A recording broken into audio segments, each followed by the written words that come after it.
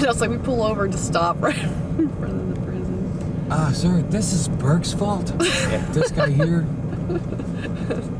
he was Varno. We gotta save some of that tape. We're going up to Varno for an interview, for a job.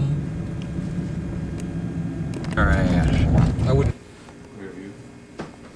Know for sure if we're going to even be able to get in today. Woke up this morning, started getting dressed and everything. I'm sorry.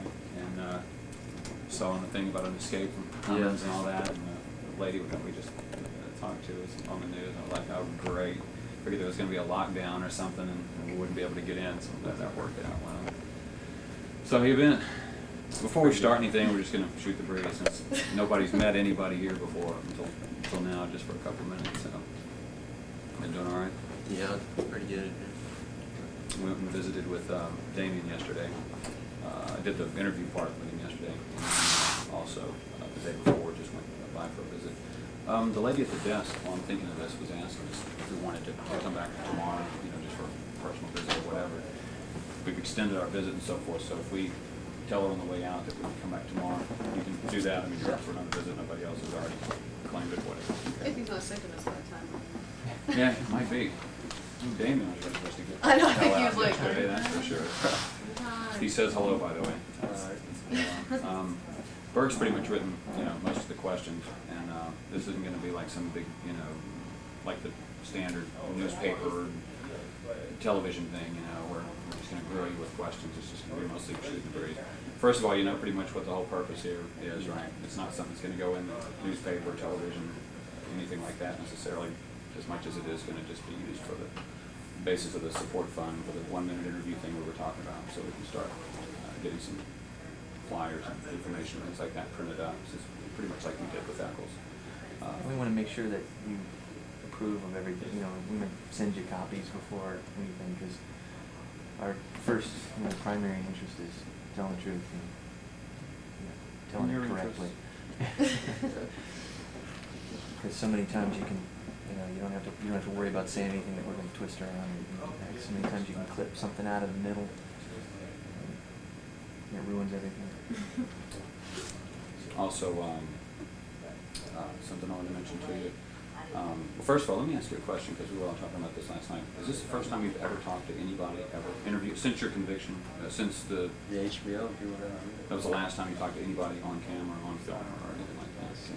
Is there anything, before we start, is there anything that you can't talk about or you're uncomfortable talking about from a legal aspect? If we ask questions about all four? Well, that's pretty much how it was with Damien. Worked out, pretty much, it was just like casual conversation with him about stuff like that. So just, again, just feel comfortable with that. I can see you feeling a little bit weird because, again, not having met any of us. Total strangers. If I'm talking on the phone now, I feel, pretty comfortable talking to you and everything here, but we're all kind of wondering, well, what's it going to be like and everything. What we might do, the main thing, and a little bit, I can tell from letters and conversation with you about what's going on with the internet and that kind of stuff, and that's become a major tool, and I'm not even qualified to comment on it because I'm not online, but all these guys are. But he probably will anyway. Yeah, now I will be. I have a reason to be now. But James Sparks, and I'm sure you're aware of this also, is pretty much, he's on the East Coast.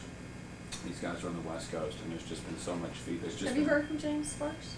Mm-hmm. You know? Okay. So you know who he is. It's pretty much been snowballing since this movie anyway. It snowballed into just a major big, media event, and there's a lot more interest on the internet, I think, than there was attendance at the theaters or viewers on HBO or whatever. And it's really just everybody and their brothers crawling out of the woodwork now and coming forward and everything. And that's, I guess, the main thing we wanted to talk to you about is whereas 3 years ago, everybody, especially everybody in Arkansas, I guess, figured, oh yeah, those bastards killed those little boys and all that. And now everybody seems to think, oh, there's no way in hell they did it. So we're It's just pretty mostly- different out there. Yeah. So what are your thoughts about the film? Have you seen have it? you heard of it, or Yeah, I've seen it. You got to see it? what did you think What of did it? you think about It was weird watching it. Yeah. In what way? Like, It was weird. I thought, dang, that was me up there, and it? everything it already happened, everything lived through it all, and then I watched it again. It was weird. did you feel like you wished you had said something, or Yeah. really? Or wish that you had said certain things, or because you could tell in the movie there were parts where they would ask you a question and it would have been tough for anybody to answer it. I was just wondering if you had to do over again, which Here's your chance. Tell us now. Basically, to start things off, kind of just tell us what, this is kind of what we did with Damien, just tell us basically from the beginning, as early as you remember, how you got involved in this, how you became a suspect, how they got, what made them bring the Skelly in, if you know anything about the Hollingsworth plan, just kind of things that weren't in the movie, things that weren't really touched on in the book, just kind of go from there. Look at that, right there. Is that all right? So we don't misquote you. It's all right. It's totally cool. And it's going to pick you up, you don't have to Absolutely. direct your voice out, it's going to pick you up. Now, I remember I first heard about it on Thursday after it happened, coming on the news, and my mom was telling me about it and stuff, you know, telling me to watch my little brother. So I got a little brother, Terry, told me to watch him, because she said the killer was still on loose, so I had to stay home and babysit him. And then Friday, police came, knocked on my door, and asked to talk to Damien and me. Damien was over there while I was babysitting. We was playing Super Nintendo and stuff. They asked where we was at Wednesday, because that's what happened. So I told him, all day. I just went to school that day, come back, was at home playing Super Nintendo with Damien, and his girlfriend was over there. And one of our friends, Ken Watkins, he was over there. And my uncle called over there and asked me if I was going to cut his yard, because I was supposed to cut his yard the Saturday previously. But I had to go to a party visit or something. So I said, yeah, I'm going to cut it. I forgot about it. He said, I'll be over there in a little bit. I said, wait, I'll be over there. He said, all right. So I'm on the phone and I said, hey man, I got to go cut my uncle's yard. Y'all can leave or come with me or whatever. He said, well, you got nothing to do. We'll come over there. I said, all right, cool. And how far away did he live, your uncle, from your place? I don't know exactly how Just a far. little bit, a little ways, walking distance? It took about 25 minutes. Yeah, okay. So no great distance.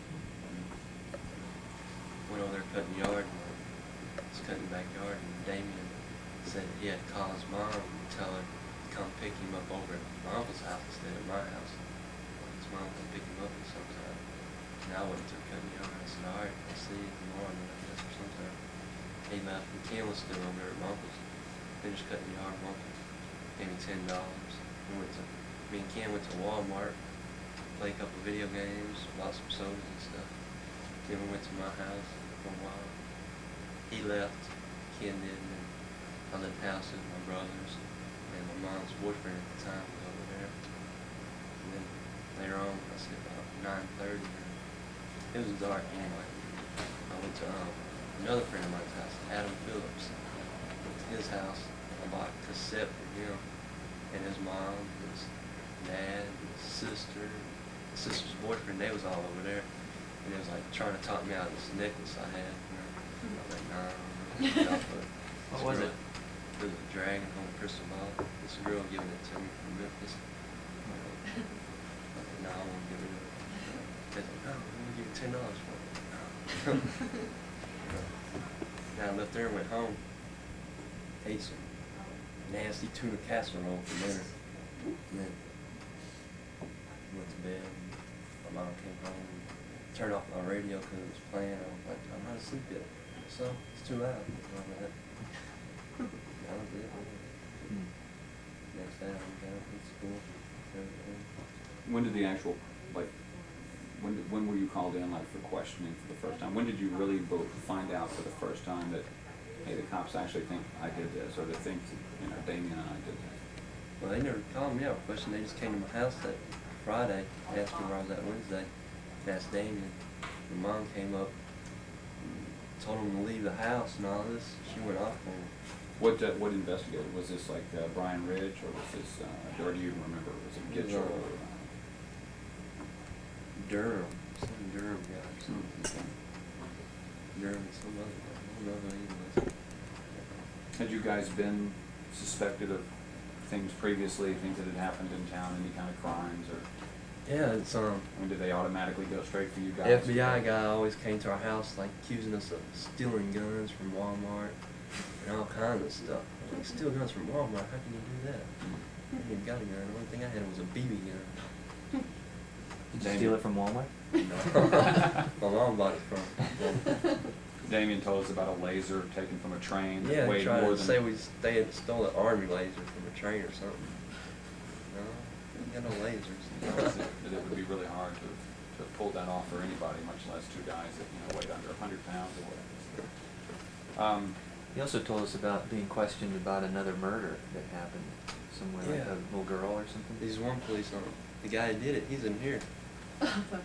Yeah, I met him in here. They asked us about it, and it's like on the other side of the state or something. Yeah. I don't know where it's at really. And that was when you were about what? You'd have been about 12? I think so. Did you get questioned about that too? Yeah. They was always asking us about something. You know, here's a thing. You know, we've been talking to Damien. We're pretty familiar with him, and it is kind of understandable where people might look at him and think, you know, he's unusual or whatever. But do you think he ever sort of brought it on, like, you know, was like kind of encouraging a strange appearance or a? I don't know, probably, yeah. He was encouraging them for the way he acted and dressed. Why do you think they singled you out? Just because you knew him? Yeah. That's the way it came out. Like, he was always over at my house, I was always over at his house. We'd go to the mall together and go to skating ring together and stuff like that. Go talk to girls together and stuff. Did you have people that came forward and testified on your behalf, family, friends, people who could pretty much place you at wherever you were when the actual murders occurred? But Paul Ford said I wanted, my mom and all them wanted to get up testifying. I wanted to get up testifying. He said, no, you ain't got to, because they didn't prove you was guilty. So he said, by law they have to prove you guilty. You don't have to prove you're innocent. And all that. Then he goes on, look at Damien's family. They got up and said where he was at that day, and no matter what you do, they're going to try to say their line anyway. Was it hard for you to sit there, keeping your mouth shut when you felt like, you know, you should be up there protesting and, Yeah. and telling them, you know, that, you know, it was wrong? It was the same thing, I guess we'll ask Jesse the same thing. Just we all agree that it would be really hard to sit there listening to all the stuff being said about what we allegedly did, with no physical evidence and so forth, and not say anything. That'd be pretty frustrating. What do you have any idea? Do you have a theory about who committed the murders?